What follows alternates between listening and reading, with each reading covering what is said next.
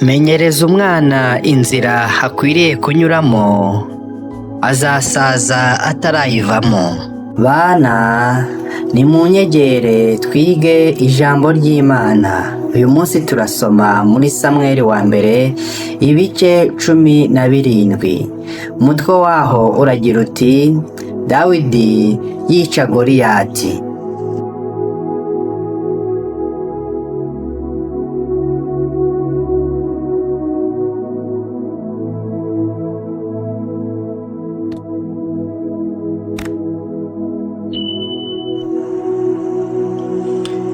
Bukeye Abafilisitiya bateranya ingabo zabo kurwana, baziteraniriza isoko y'i Buyuda, bagereza kuri Efesidamimu hagati y'isoko na Azeka.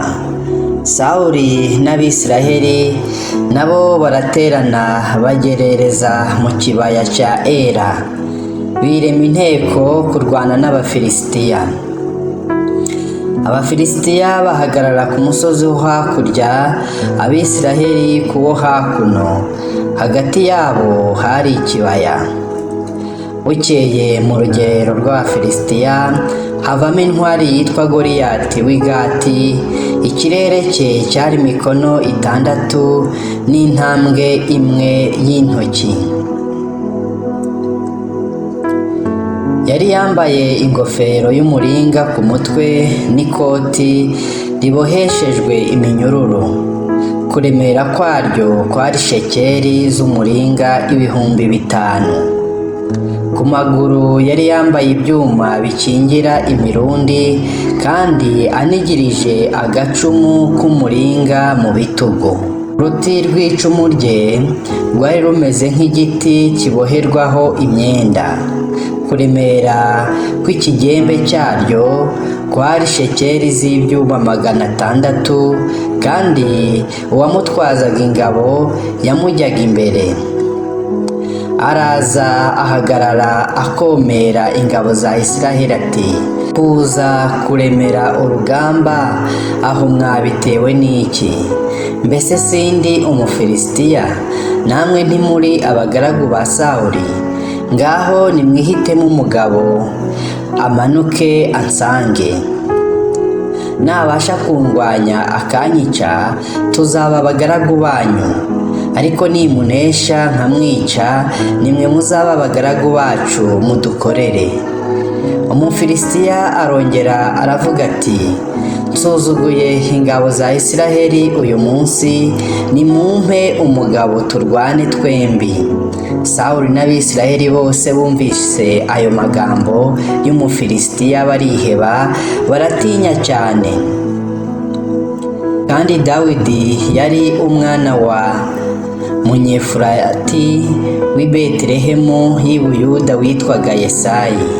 Kandi Yesayi uwo yari afite abahungu 8. Ku ngoma ya Sawuli yari ageze mu zabukuru. Abahungu bakuru 3 ba Yesayi bari baratabaranye na Sawuli. Amazina y'abo bahungu be 3 batabaye, uw'imfura ni Eliyabu, uw'ubuheta ni Abinadabu, uwa 3 ni Shama. Dawidi yari umuhererezi, kandi bakuru be uko ari 3 bari batabaranye na Sawuli. Ariko Dawidi aragira intama za se i Betelehemu. Nuko Umufilisitiya uko bukeye n'uko bwije akabasatira, agenza atyo iminsi 40 yigaragaza. Bukeye Yesayi abwira umuhungu we Dawidi ati, gemurira bakuru bawe efa imwe y'ingano zikaranze n'aya marobe y'imitsima 10. Wihute ubishyire bakuru bawe mu rugerero, kandi ushyire umutware w'igihugu barimo amasoro 10 y'amavuta y'igishwamwaka. Urebe bakuru bawe uko bameze, maze unzanire inkuru zabo z'imvaho. Kandi Sawuli n'Abisiraheli bose bari mu kibaya cya Era barwana n'Abafilisitiya. Nuko Dawidi azinduka kare mu gitondo asigira umwungeri intama ze, yenda ibyo bintu aragenda nk'uko Yesayi yamutegetse, arasukira aho bakikije amagare, aho ingabo zahigiraga zigiye kurwana. Nuko Abisiraheli n'Abafilisitiya birema ingamba, urugamba rwerekerana n'urundi. Maze Dawidi abitsa umurinzi w'ibintu umutwaro we, aravuduka ajya mu ngabo aramutsa bakuru be. Akiganira nabo, muri ako kanya ya ntwari y'Umufilisitiya w'i Gati witwaga Goliyati asohoka mu ngabo z'Abafilisitiya, atangira kwiyamirira nk'uko asanzwe. Dawidi arabyumva, Abisiraheli bose bamurabutswe bashya ubwoba baramuhunga.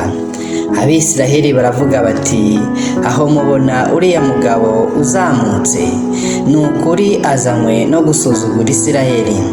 Umuntu uri bumwice, umwami azamugororera ubutunzi bwinshi, amushyingire umukobwa we, kandi azaha inzu ya se umudendezo muri Isiraheli. Maze Dawidi avugana n'abantu bamuhagaze iruhande ati, yica uwo Mufilisitiya agakuraho Isiraheli igitutsi, bazamugororera bate? Mbese uwo Mufilisitiya utakebwe usuzugura ingabo z'Imana ihoraho ni muntu ki? Abantu baramusubiza bati, uko niko bazagororera umuntu uzamwica.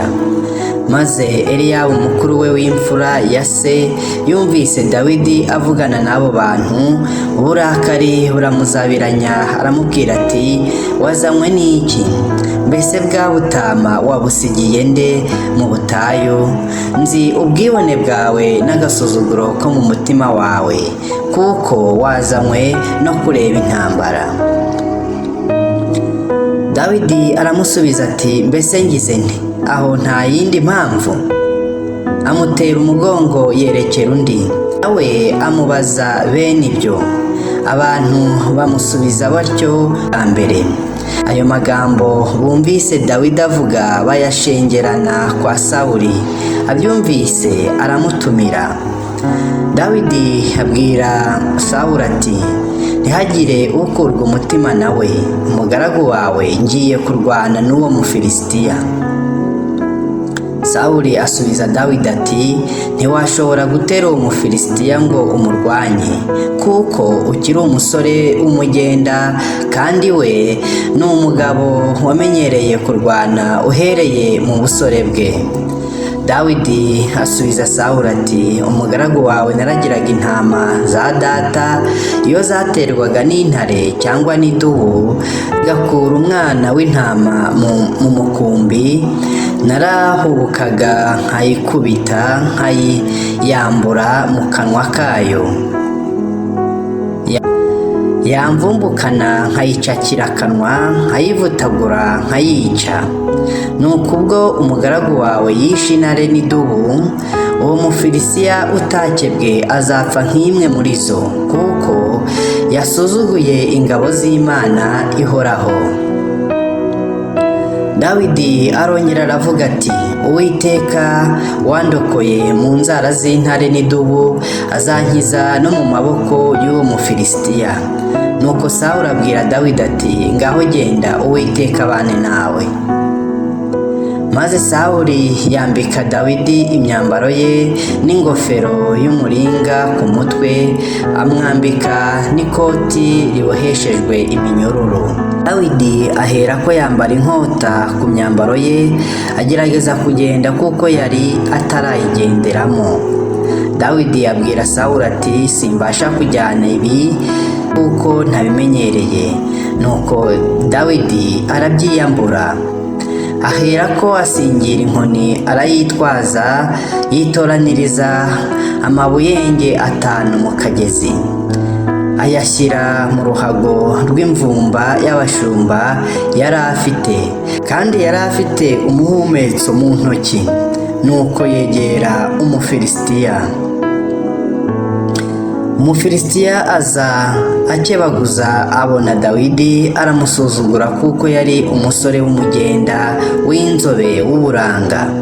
Nuko Umufilisitiya abaza Dawidi ati, ko unteranye inkoni, mbese ugira ngo ndi imbwa? Umufilisitiya aherako akwena Dawidi mu izina ry'imana ze. Umufilisitiya abwira Dawidi ati, ngwino nkubagire ibisiga byo mu kirere n'inyamaswa zo mu ishyamba. Dawidi abwira Umufilisitiya ati, wanteranye inkota n'icumu n'agacumu, ariko njyewe nguteye mu izina ry'Uwiteka Nyiringabo, Imana y'ingabo za Isiraheli wasuzuguye. Uyu munsi Uwiteka arakungabiza nkwice nguce igihanga, kandi ndagaburira ibisiga byo mu kirere n'inyamaswa z'inkazi zo mu ishyamba intumbi z'ingabo z'Abafilisitiya, kugira ngo abo mu isi yose bamenye ko muri Isiraheli hari Imana. Kandi ngo iri teraniro ryose rimenye ko Uwiteka adakirisha inkota cyangwa icumu, kuko intambara ari iy'Uwiteka kandi ari we uzabatugabiza. Nuko Umufilisitiya ava aho yari ari aza guhura na Dawidi. Dawidi ahuta yiruka yerekeye ingabo zabo ngo ahure n'Umufilisitiya. Dawidi akabakaba mu mvumba ye, akuramo ibuye ararirerekera, arikocora Umufilisitiya mu ruhanga ririgitamo, yikubita hasi yubamye. Uko niko Dawidi yahanguje Umufilisitiya ibuye ry'umuhumetso, aramunesha aramwica, kandi nta nkota Dawidi yari yitwaje. Dawidi aravuduka amuhagarara hejuru, asingira inkota ye, ayikura mu rwubati rwayo, aramuhorahoza rwose, amucisha igihanga. Nuko Abafilisitiya babonye intwari yabo ipfuye, bariruka. Maze Abisiraheli n'Abayuda bahaguruka bitera hejuru, bagerekana Abafilisitiya, babageza i Gati no ku marembo ya Ekuroni, kandi Abafilisitiya b'inkomere bagwa ku nzira ijya i Sharayimu, bagera i Gati na Ekuroni. Abisiraheli baherako barekera kwirukana Abafilisitiya, baragaruka basahura urugerero rwabo. Maze Dawidi yenda igihanga cy'Umufilisitiya akijyana i Yerusalemu, ariko intwaro ze azibika mu ihema rye. Ubwo Sawuli yarebaga Dawidi agiye kurwana n'Umufilisitiya, yabajije Abuneri umugaba w'ingabo ze ati, harya uriya muhungu ni mwene nde? Abuneri nawe aramusubiza ati, bantuma utabaho nyagasani nkamumenya. Umwami aravuga ati, baza se w'uwo muhungu uwo ari we. Hanyuma Dawidi atabarutse amaze kwica Umufilisitiya, Abuneri amuzanira Sawuli afite igihanga cy'Umufilisitiya mu kuboko. Sawuli aramubaza ati, harya uri mwene nde wa muhungu we? Dawidi aramusubiza ati, ndi umwana w'umugaragu wawe Yesayi w'i Betelehemu.